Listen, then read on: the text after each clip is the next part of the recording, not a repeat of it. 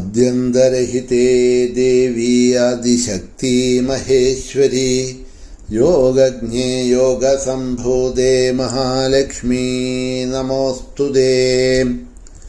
സൽപ്പേരിന്നൊരു നല്ല കാര്യമിവിടെ ചെയ്തില്ല ഇന്നോളവും, ദുഷ്പേരിന്നുതകുന്ന വണ്ണമതിയായി ദുഷ്കൃത്യമോ ചെയ്തുപോയി. തൃപ്പാദാംബുജവും മറന്നു മൃതിയെങ്ങേകുന്ന ഭീമാമയം തീർപ്പാനുള്ള മരുന്നു ഞാൻ കരുതിയില്ലമ്മേ പരം മേ ഭയം. ദേവീ ശരണം അമ്മേ. സുപ്രഭാതം, ശുഭദിനം. എല്ലാ ധന്യാത്മാക്കൾക്കും പുലർകാല വന്ദനം. ശ്രീമദ് ദേവി ഭാഗവത നിത്യപാരായണ പരമ്പരയുടെ ഇന്നത്തെ യജ്ഞവേദിയിലേക്ക്, സത്സംഗത്തിലേക്ക് എല്ലാ സജ്ജനങ്ങൾക്കും സുസ്വാഗതം. ഷഷ്ഠസ്കന്ധം 15-ാമത്തെ അധ്യായം അവലോകനം ചെയ്തുകൊണ്ടുവരുന്നു. അതിൽ അഹങ്കാരതത്വത്തിനെ പറ്റിയും അതിനെ മനസ്സിലാക്കാനുള്ള ഉപാധികളെപ്പറ്റിയും വ്യാസൻ ജനമേജയന് പറഞ്ഞുകൊടുക്കുന്നുണ്ട്. പ്രപഞ്ച സൃഷ്ടി തന്നെ അഹങ്കാരതത്വത്തിൽ നിന്നും ഉണ്ടായി എന്ന കാരണത്താൽ, അതിൻ്റെ അംശം എല്ലാവരിലും ഉണ്ട് എന്നുള്ള കാരണത്താൽ ത്രിമൂർത്തികൾക്ക് പോലും അതിനെ അവഗണിക്കാൻ കഴിയാതിരിക്കെ മനുഷ്യർക്ക് എങ്ങനെ കഴിയും എന്നുള്ള ആ ഭാഗങ്ങളെ പറഞ്ഞു. ഇനി അതിന് കഴിയണം എന്നുണ്ടെങ്കിൽ ഏകയേവ മാർഗം പരമാത്മാവിനെയും ആ പരാശക്തിയെയും സദാ ഐക്യമായിട്ടുള്ള ആ രൂപം അഭിന്നമാണ് എന്ന് ജ്ഞാനത്താൽ മനസ്സിലാക്കണം. എങ്കിൽ ഇതിൽ നിന്നും മുക്തരാകാം, അഹങ്കാരത്തിൽ നിന്നും മുക്തരാകാം. ആ ജ്ഞാനം എങ്ങനെ നേടാൻ കഴിയും? അതാണ് ആത്മജ്ഞാനം എന്ന് പറയുന്നത്. അതെങ്ങനെ നേടാൻ കഴിയുമെന്ന് ചോദിച്ചാൽ അതിനാണ് അവിടെ പറഞ്ഞത് 2 മാർഗങ്ങളുണ്ട്. സ്വാധ്യായനം, സ്വാനുഭവം എന്ന 2 ഭാഗങ്ങൾ. ചിലത് നമ്മൾ പഠിച്ചു മനസ്സിലാക്കി വരുന്നുണ്ട്. ഇപ്പോൾ ഉദാഹരണത്തിന് പറഞ്ഞാൽ, നമ്മളിപ്പോൾ അമേരിക്കയിൽ പോയിട്ടില്ല, അല്ലെങ്കിൽ ആസ്ട്രേലിയയിൽ പോയിട്ടില്ല എന്നുണ്ടെങ്കിലും ആസ്ട്രേലിയയെക്കുറിച്ചും അമേരിക്കയെക്കുറിച്ചും നമ്മൾ കണ്ടും കേട്ടും പഠിച്ചുമൊക്കെ മനസ്സിലാക്കിയിട്ടുണ്ട്. അതുകൊണ്ട് നമുക്കറിയാം ആസ്ട്രേലിയ എന്നൊരു രാജ്യമുണ്ട്, അമേരിക്ക എന്ന് പറഞ്ഞ ഒരു രാജ്യമുണ്ട്. ആ രാജ്യത്തിലെ ഭാഷ എന്താണ്, അവിടെയുള്ള സ്ഥലങ്ങൾ എന്താണ്, അവിടെയുള്ള എന്തൊക്കെ കാര്യങ്ങളുണ്ട്, എങ്ങനെയാണ്, ഏതാണ്, സർവസ്വവും ഇപ്പം നമുക്ക് സ്വാധ്യായനത്തിൽ കൂടി പഠിച്ച് നമ്മൾ മനസ്സിലാക്കിയിട്ടുണ്ട്. അതുകൊണ്ട് തന്നെ നമ്മൾ അവിടെ പോയിട്ടില്ലെങ്കിലും നമുക്കറിയാം അങ്ങനെയുള്ള രാജ്യങ്ങളുണ്ട്, ധാരാളം പേര് ജീവിക്കുന്നുണ്ട് എന്നുള്ളത് കേട്ടറിവ് കൊണ്ട് നമ്മൾ പഠിക്കുന്നതാണ്. മറ്റൊന്ന് ഒരു സ്വാനുഭവത്തിൽ കൂടി നമുക്ക് മനസ്സിലാവണം. ഏതുപോലെ, ഇപ്പോൾ ഒരു വിളക്ക് അത് തൊട്ടാൽ ചുടും, കത്തുന്നതായിട്ടുള്ള വിളക്കിനെ ആ തിരിയിൽ പോയി തൊട്ടാൽ ചുടും, അഗ്നിയെ തൊട്ടാൽ ചുടും എന്നുള്ളത് നമ്മുടെ സ്വന്തം അനുഭവമാണ് അല്ലേ. കുട്ടിക്കാലത്തോ എപ്പോഴെങ്കിലും നമ്മൾ അറിയാതെ കണ്ട് കത്തുന്ന വിളക്കിൽ പോയിട്ട് കളിക്കാനുള്ള സാധനമാണ്, പാവയാണ് എന്ന് വിചാരിച്ചിട്ട് അതിനെ തൊടാൻ പോയി, അറിയാതെ കണ്ട് തൊട്ടു, കൈ പൊള്ളി, വേദന എടുത്തു. നമുക്ക് മനസ്സിലായി ഇനി അതിനെ തൊടരുത്, തൊട്ടാൽ കൈ പൊള്ളും, വേദന എടുക്കും എന്നുള്ളത്. അത് സ്വ അനുഭവമാണ്. ചിലത് സ്വാധ്യായനമാണ്. വിഷം കഴിച്ചാൽ മരിക്കും എന്നുള്ളത് നമ്മൾ കേട്ടുകേൾവിയാണ്, പഠിച്ചു മനസ്സിലാക്കിയിട്ടുള്ളതാണ്. ആരും അതിനെ പരീക്ഷിക്കാറില്ല. ഉണ്ടോ? എന്നാ ഒരു ഔൺസ് വിഷം കഴിച്ച് നോക്കാം, മരിക്കുമില്ലേ എന്നുള്ളത് എന്ന് വിചാരിച്ച് ആരെങ്കിലും വിഷമെടുത്ത് കഴിക്കാറുണ്ടോ? ഇല്ല. അത് സ്വാധ്യായനത്തിൽ കൂടി മനസ്സിലാക്കി, അത് മതി, നമുക്ക് മനസ്സിലായി കഴിഞ്ഞു. അപ്പോൾ അങ്ങനെ സ്വാധ്യായനം, അതേമാതിരി സ്വാനുഭവം എന്ന 2 ഭാവങ്ങളിലൂടെ ഇതിനെ നമുക്ക് മനസ്സിലാക്കിയെടുക്കാൻ കഴിയും. രണ്ടാമത്തെ ആ സ്വാനുഭവം എന്നുള്ളത് ദുർലഭമായിട്ട് കിട്ടുന്നതാണ്. അറിയുന്നവന് അനുഭവമുള്ളവരുമായി സംഘമുണ്ടാവുമ്പോഴാണ് ആ ജ്ഞാനമുണ്ടാകുന്നത്.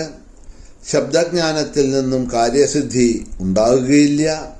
അനുഭവജ്ഞാനം സ്വാഭാവികമായിട്ടുണ്ടാവുന്നതല്ല. അതിന് അതിമഹത്തായ പ്രയത്നം കൂടിയേ തീരൂ.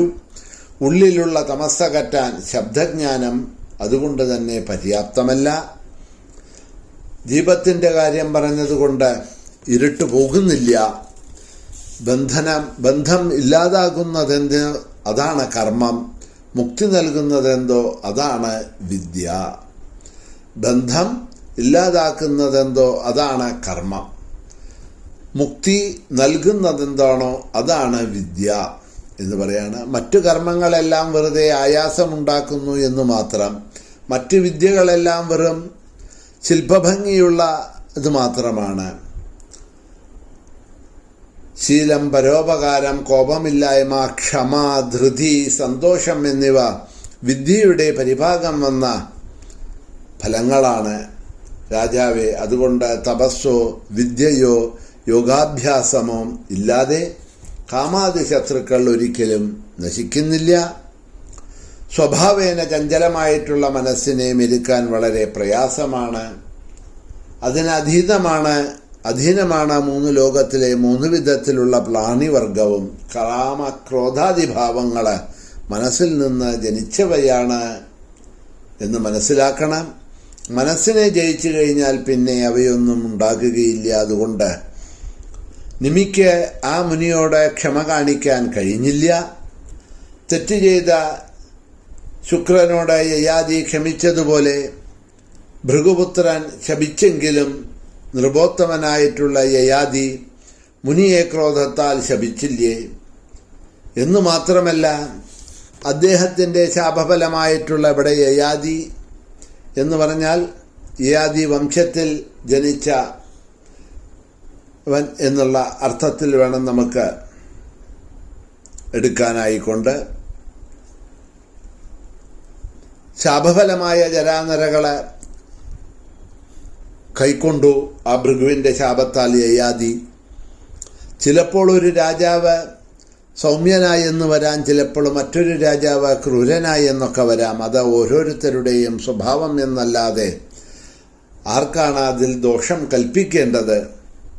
പണ്ട് ധനലാഭം നിമിത്തം അവരുടെ പുരോഹിതന്മാരായ ഭാർഗവ ബ്രാഹ്മണരെയെല്ലാം ബ്രഹ്മഹത്യാപാപത്തെപ്പോലും പരിഗണിക്കാതെ ക്രോധിഷ്ഠരായിട്ട് ഉന്മൂലനാശനം ചെയ്തില്ലേ എന്ന് പറഞ്ഞുകൊണ്ടാണ് ഇവിടെ ഈ 15-ാമത്തെ അധ്യായത്തിനെ അവിടെ അവസാനിപ്പിക്കുന്നത് വ്യാസൻ. പുരാണങ്ങളിലെ കഥകൾ അങ്ങനെയൊക്കെയാണ്. ഒരു കഥയെ അവസാനിപ്പിക്കുമ്പോൾ ആ സമയത്ത് അത് ഭാഗവത മഹാപുരാണത്തിലും കാണാം.